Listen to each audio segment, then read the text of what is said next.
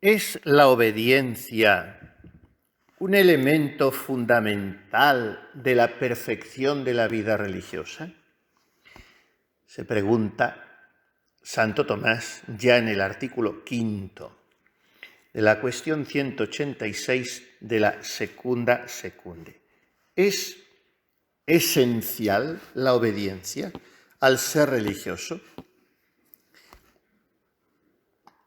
Santa Teresa dice, con una de esas frases suyas rotundas, que el no obedecer es no ser monja. Así de claro. No obedecer es no ser monja. Vamos a ver cómo lo razona el aquinatense.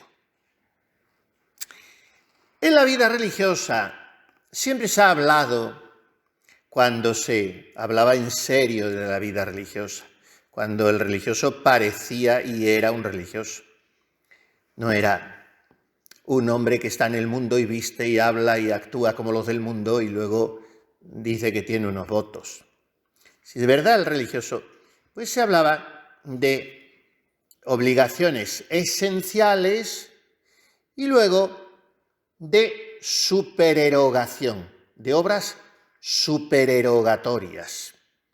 O sea, que era para quien buscaba más nota en el examen, pero no era obligatorio.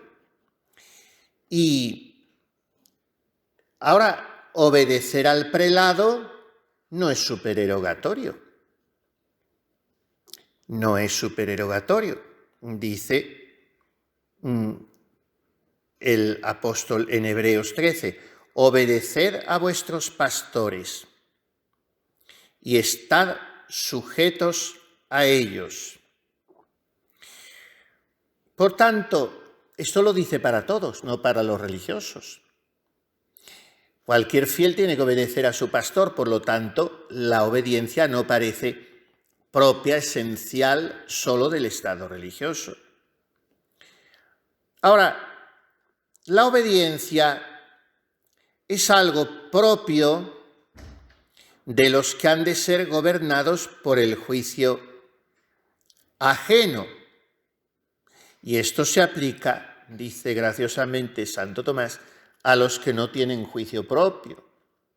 Pero también dice la epístola a los Hebreos que el manjar sólido es para los perfectos, para los que tienen ya el sentido espiritual habituado a discernir lo bueno de lo malo.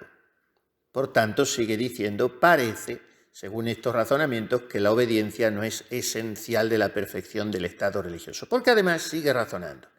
Si la obediencia fuera necesaria para la perfección del estado religioso, sería conveniente que la practicaran todos los religiosos, y todos los religiosos no practican la obediencia.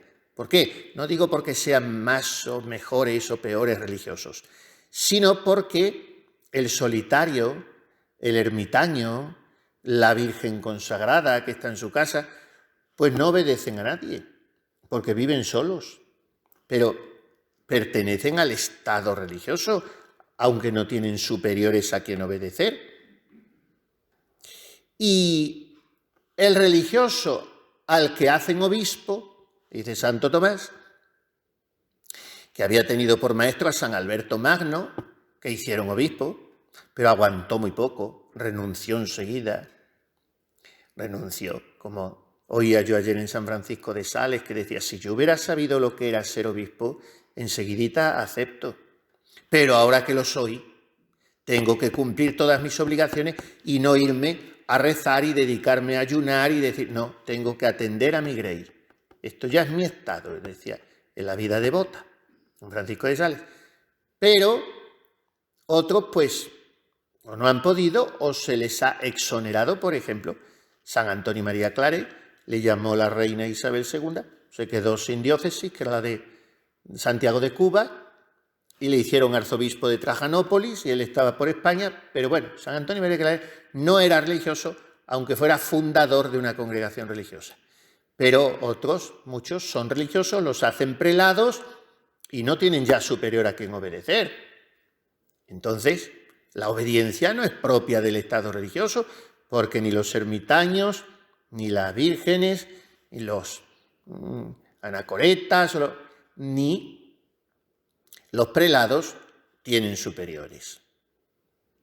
Por tanto, no es esencial para la vida religiosa.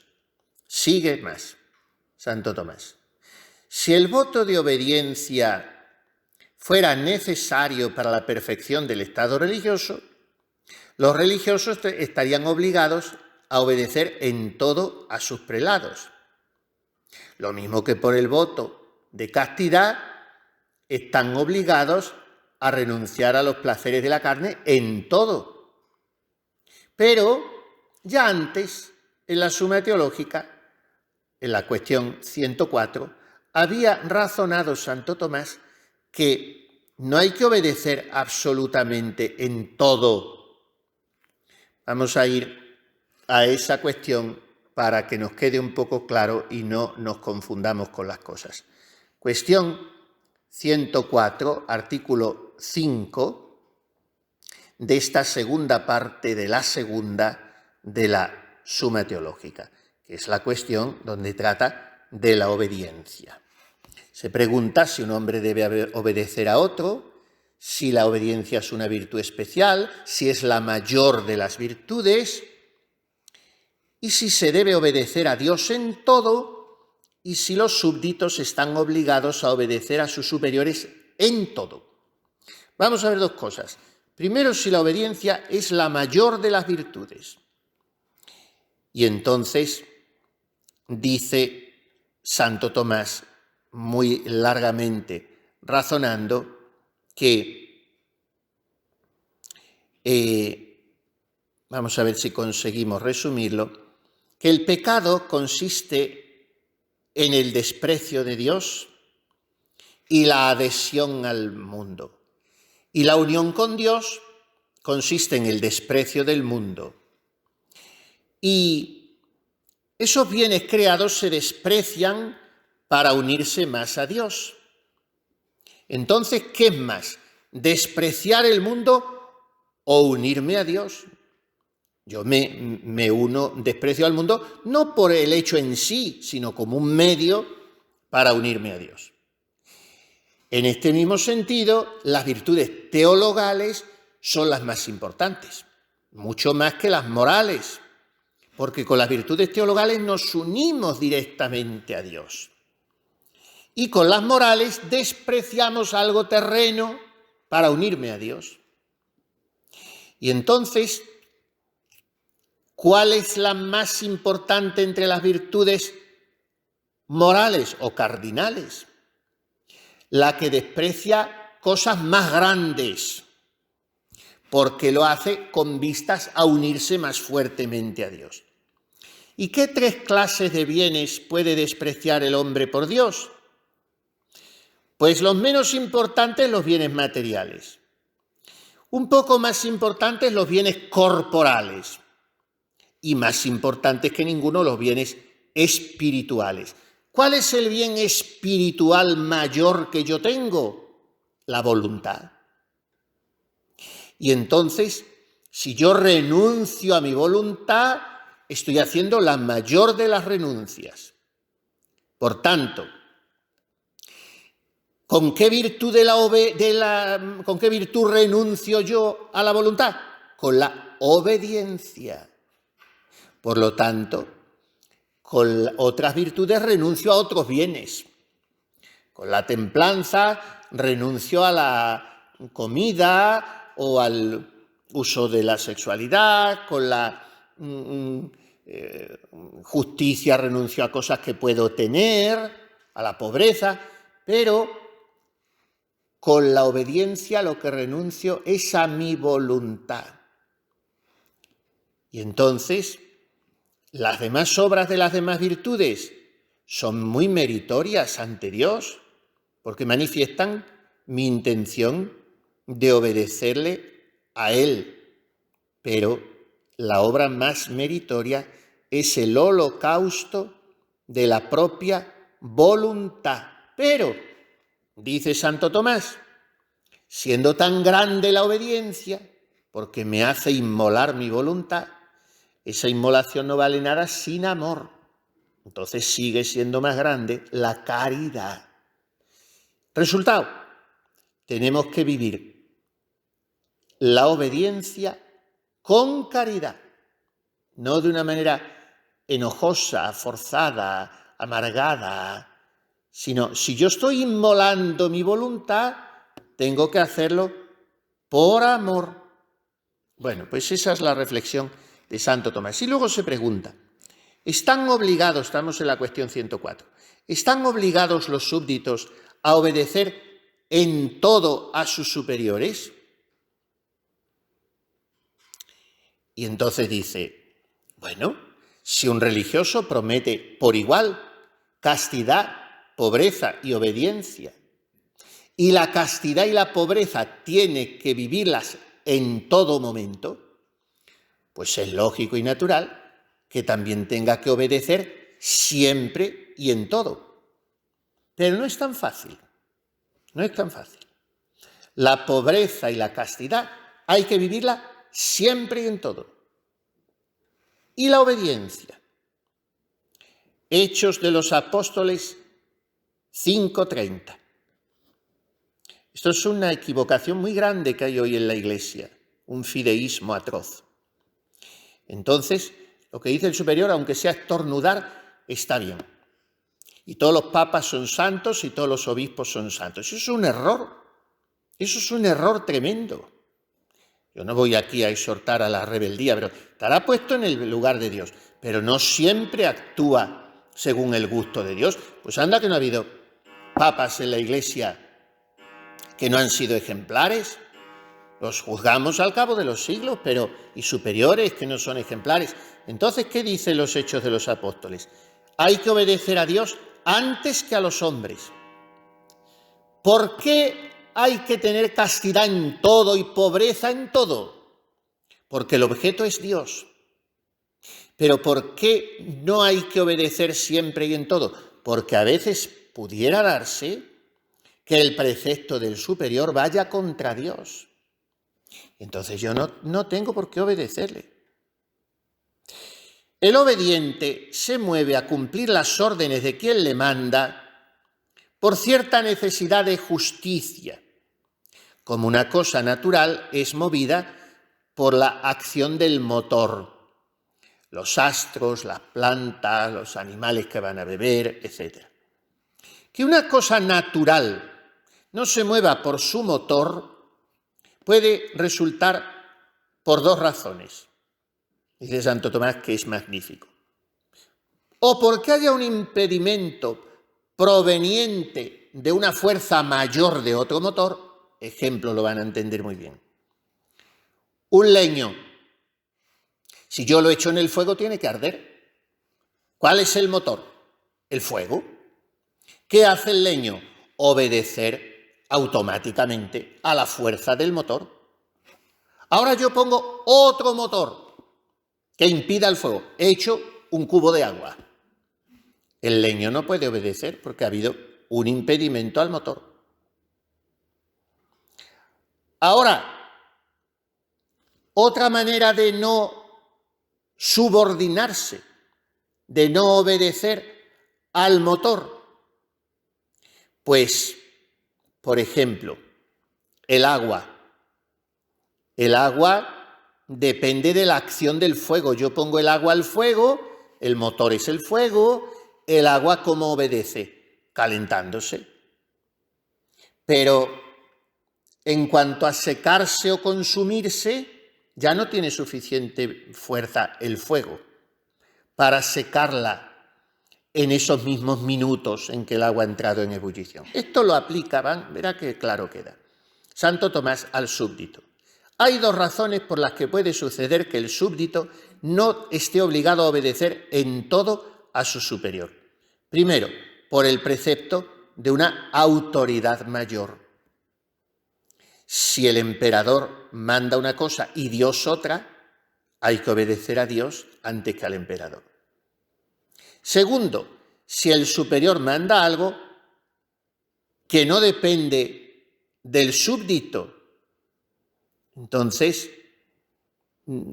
Hay cosas que no están en mí, aunque yo quisiera. Bien, lo razonan mucho más largamente y lo que dice que hay que obedecer en todo es en todos los actos externos y en todo aquello que no repugna a la voluntad de Dios. Ahora, por ejemplo, en el campo de la conciencia, pues si mi conciencia me impide eso, claro, en esto hay que tener la conciencia muy formada, porque es que entonces mi conciencia siempre va a ser un obstáculo a lo que me diga el superior. Yo no puedo obedecer en conciencia, no. Eso es la persona que es insumisa o que es rebelde o que se refugia en su conciencia. Estos son casos excepcionales, extremos que pueden darse. A lo mejor el superior desconoce un dato de la conciencia de esa persona que la persona tampoco puede revelar. Pues yo qué sé, un superior que le manda a un religioso ir a confesar o atender espiritualmente o tal, o ir unos días a atender a una señora o a una mujer que ha supuesto un peligro para la vocación de ese religioso. Pero ahí hay muchas personas en medio, porque esa mujer es casada, porque el religioso... Y el religioso no lo puede decir, o por ejemplo, ya no digamos nada si es sigilo sacramental. Y no lo puede decir. Y le tiene que decir al superior: Miguel, lo siento, pero no voy a ir. Le está desobedeciendo, pero es que está obedeciendo a Dios antes. Y esto puede darse en la vida religiosa, incluso una monja de clausura, con una cuestión de médicos, yo qué sé. Hay casos extremos, cuando la persona sabe que aquello que se le manda le supone un perjuicio espiritual, y además ya lo ha comprobado, pero no puede decirlo. Y entonces, como no puede decirlo porque hay otras personas en medio o porque por prudencia no debe. Y mire, no se lo puedo decir, perdóneme, madre o padre o quien sea, pero no puedo, compréndame. Por eso, la castidad y la pobreza hay que vivirlas siempre. La obediencia, pues también siempre. Pero habrá casos extremos en que no se pueda obedecer. Y eso es lo que dice aquí Santo Tomás. Ahora bien, desmonta todo, porque parece que nos había dicho que no hay que obedecer, que no es esencial la obediencia al Estado religioso. Lo desmonta y dice, pero vamos a simplificar las cosas. ¿En qué consiste esencialmente la perfección religiosa? Vamos a dejarnos de casuísticas, de ejemplos de que si ahora tengo que obedecer, que sí, que no, que el superior. ¿En qué consiste la perfección religiosa? Muy sencillamente, en la imitación de Cristo. Esto es. Y entonces Cristo se hizo obediente hasta la muerte y muerte de cruz. Cristo no dejó de ser obediente en ningún momento de su vida, porque se encarnó por obediencia, aprendió sufriendo a obedecer y por obediencia se entregó a la cruz. Tú no quieres sacrificios ni ofrendas, pero me has preparado un cuerpo y he aquí que vengo, oh Dios, a hacer tu voluntad.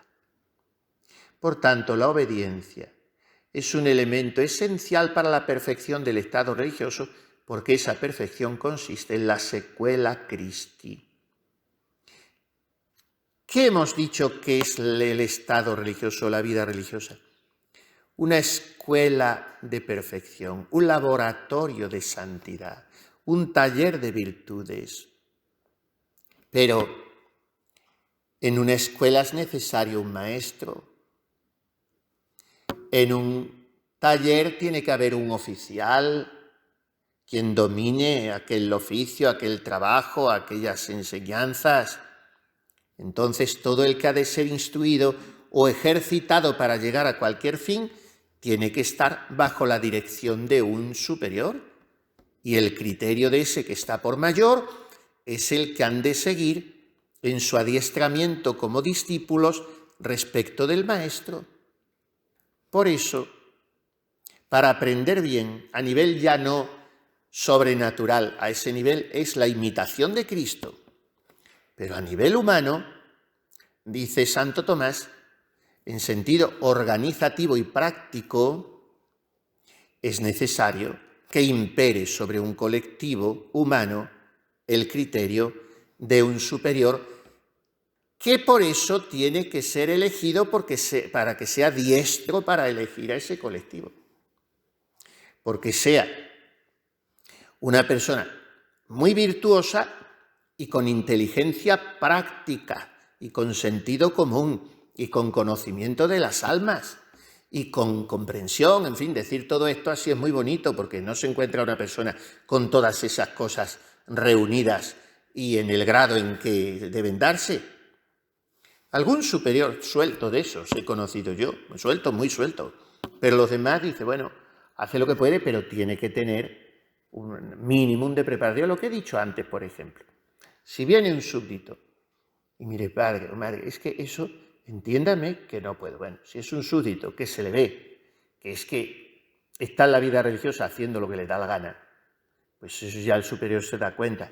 Pero si es un hombre, una mujer, una monja que va haciendo las cosas, en fin, con rectitud, con buena intención, pues ya está en el superior decir, bueno, pues dejémoslo.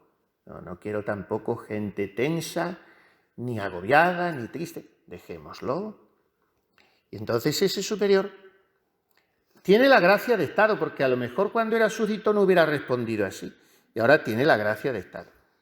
Pero además tiene, eso también lo va dando el tiempo, pues la flexibilidad, la capacidad de adaptación, la empatía con las personas y el saber que muchas veces lo mejor es enemigo de lo bueno y hay que, en fin, adaptarse y bueno, pero al final el criterio que tiene que imperar en un colectivo es el del superior, porque los demás tienen que someterse para que aquello funcione. Y eso es la obediencia. Imitación de Cristo y organización y sumisión de la voluntad en vista del bien común. Por eso el solitario y la Virgen consagrada no tiene que obedecer a nadie porque no tiene que organizarse nada, porque aquello no es una comunidad. Los hombres que se ejercitan en determinados actos llegan a adquirir ciertos hábitos. Y cuando se tiene el hábito, son más fáciles los actos. Entonces, cuando se entra en la vida religiosa, en el convento, pues tienes que caminar así, tienes que coger los cubiertos así, tienes que en el coro tener tal postura. Bueno, pues son actos. Cuando al cabo del año de noviciado, de lo que sea, pues ya la persona ha asumido esos actos, ya se han convertido en hábitos. Eso es como el que conduce y tiene que estar pensando a ver qué marcha pone, qué pisa, que no. Son las primeras veces, luego ya sale solo, o el que toca el armonium. A ver cómo pongo la izquierda para armonizar y si esto va a ir con el tono, y luego ya. Eso es una cosa de inercia. Ya se ha adquirido el sentido musical. El sentido musical no se adquiere nunca porque se nace o no se nace. El que no tiene sentido musical ya puede tener la carrera de piano. Y más vale tener el sentido musical que los estudios. Pero en fin, se ha adquirido la técnica, la connaturalización, la familiaridad con la técnica. Y en una vida religiosa lo mismo. Se ha adquirido el hábito. Del mismo modo, quien no ha alcanzado la perfección llega a ella obedeciendo. Y los que la han alcanzado viven ya dispuestos a obedecer, no tanto porque necesiten ser dirigidos para lograr la perfección, porque ya ese alma, primero, si lleva muchos años de monja y es una buena monja y no es complicada, hace lo que tiene que hacer y ya cumple su horario, cumple sus constituciones. Lleva bien su oficio y no necesita que la dirijan, pero está gozosa por saber que la dirigen, por poder obedecer. Lo mismo que estaba nuestro Señor con José y María, erat subditus illis. les estaba sujeto, era feliz de ser súbdito de ellos. Entonces, quien todavía no está acostumbrado a obedecer, tiene que hacer como Cristo, que aprendió sufriendo a obedecer. Porque nuestra autonomía, nuestro espíritu de independencia clama constantemente por sus fueros y nos dice, y bueno, ¿qué necesidad hay de que a mí me digan esto así, si yo lo haría mejor? Aprende sufriendo a obedecer. Incluso también esas cosas un poquito absurdas que hay en la vida religiosa. Incluso también eso que puede ser un capricho del superior. Bueno, ¿y por qué me lo mandará así? Bueno, ¿y qué más da? Tú lo harías de otra manera. Obedece. Eso es renunciar a tu voluntad, siempre que no sea una cosa que atente o contra la ley de Dios o contra tu vida, pero eso no lo va a mandar el superior. No. Y cuando una vez te hayas acostumbrado sufriendo a obedecer, tu felicidad estará en eso cuando ya no te haga falta, porque ya la vida va más o menos sola, pero estás feliz de obedecer y no sacas tus acciones de la obediencia, porque entonces te las pedirán como perdidas, dice San Juan de la Cruz en las cautelas. Y no mirarás al superior con menos ojos que a Dios, porque comprenderás que de Él te viene manifestada la voluntad de Dios. El voto de obediencia propio del estado religioso, sigue diciendo Santo Tomás, se extiende a la vida humana entera en toda su conducta. Y entonces el voto de obediencia es universal, aunque no abarque todos los actos en concreto, pero todos están bajo la obediencia. Muchos de ellos no se refieren a cosas pertenecientes al amor a Dios o al prójimo, dice Santo Tomás, de lo que hacemos al día. Hay muchas cosas indiferentes, dice él, como frotarse la barba o levantar una paja del suelo. Pues hay muchísimas cosas que son indiferentes. Yo estoy en la cocina, pues cada una hará las cosas como sea su costumbre o pondrá las cosas. En fin, no es una cosa infantil de dependencia milimétrica en todo. La mayoría de las cosas que hago, las hago un poco a mi manera, pero están debajo de la obediencia en el sentido de que si me dijeran, eso no lo haga usted así, yo cambiaría sin dificultad. No me agarraría de esa manera que tenemos tan inmadura a mi manera de hacer las cosas con un empecinamiento que no es hijo del espíritu de obediencia. Y dice muchas más cosas por aquí Santo Tomás, pero bástenos con este final que dice: al someterse el hombre mediante el voto de obediencia por Dios a la necesidad de hacer algunas cosas que no le resulten agradables, cuando las haga, esas serán las más agradables a Dios. Quiere decir que el voto de obediencia lo transforma todo. Y que cuando siento en mi voluntad cierta repugnancia, ¿pero por qué esto así? Ahí justamente es cuando estás notando los efectos del voto de obediencia. En esas pequeñeces cotidianas que tú harías de otra manera y que al hacerlas de modo distinto a como tú las harías, son las más agradables a Dios. Aquí tenemos una gran equivocación y es que pensamos siempre en cosas grandes, en cosas sonoras, en cosas visibles ante los demás. Cómo ha rendido su juicio, qué heroísmo, qué... No, basta una cosa muy pequeña que a lo mejor un día estás haciendo, pasa al superior. Mejor así, de otra manera. Tú sonríes, Dios se lo pague, rindes tu juicio. En esa pequeñez se complace Dios. Porque eso indica que tú tienes una disposición habitual a inmolar tu voluntad. Ya la has inmolado entrando en un convento, ya está la inmolación hecha, pero después hay muchos días, muchas horas y muchos minutos, muchas manifestaciones del carácter, mucha expresión del agradecimiento, mucha amabilidad y cariño en las cosas pequeñas, mucha reverencia con respecto al superior, que hay que manifestarlo día tras día. Entonces los votos se hicieron un día. Hoy acaban de renovarlos. Sí, muy bien, pero el voto de obediencia se está renovando muchísimas veces al día. Muchísimas veces al día. En estas pequeñeces, vamos a pedirlo hoy a María y a José. ¡Qué obediencia!